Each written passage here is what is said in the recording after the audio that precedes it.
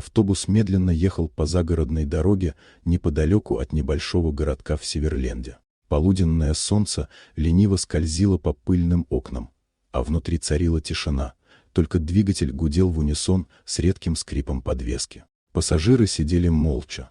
Кто-то залипал в телефон, кто-то задумчиво смотрел в окно на поля и редкие домики. На одной из остановок двери открылись, и в салон вошла девушка, стройная, собранная, в форме с гербом корпуса защиты. Она коротко кивнула водителю, прошла внутрь и села у окна. Никто особенно не обратил внимания, пока с задних сидений не послышался грубый смех. Трое подвыпивших мужчин, широкоплечих, с татуировками и наглыми взглядами. «Смотри, какая форма!» — хмыкнул один, толкнув соседа. «Красивая солдатка. Может, и нас в армию возьмет». Девушка не реагировала, глядя в окно. Но смех становился все громче. Пассажиры неловко переглядывались, стараясь не вмешиваться. Водитель нахмурился, но промолчал. «Эй, военная!» — выкрикнул другой. «Куда собралась командирша?» Она медленно повернула голову. Взгляд ровный, холодный, как лезвие ножа. «Сядь!» — спокойно произнесла она. Смех мгновенно стих. Но один из мужчин с бритой головой решил показать силу. Встал, подошел ближе и нагнулся к ней. «Что, смелая только на словах?» — прорычал он, хватая ее за воротник. То, что случилось дальше, заняло не больше секунды.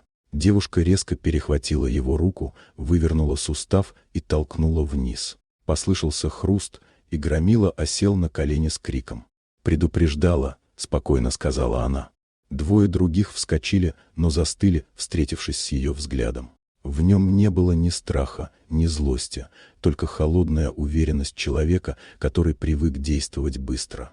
Один шагнул вперед и получил удар коленом в живот. Второй махнул кулаком. Промах. Девушка ловко перехватила его руку и отбросила мужчину в сторону. Все происходило так стремительно, что пассажиры даже не успели вскрикнуть. Через минуту оба лежали на полу. Один стонал, прижимая плечо, другой держался за челюсть. В салоне стояла звенящая тишина. Только ребенок тихо всхлипнул где-то в середине автобуса. Последний из троицы поднял руки. «Мы просто шутили». «Тогда шутите в участке», — ответила она.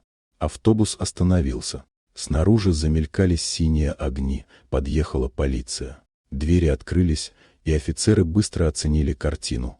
Трое избитых мужчин, растерянные пассажиры и девушка в форме, стоящая у окна. «Что произошло?» — спросил старший. Водитель дрожащим голосом пояснил. Она всех защитила. Они напали первыми. Полицейский подошел к девушке. «Ваши документы, пожалуйста». Она достала удостоверение.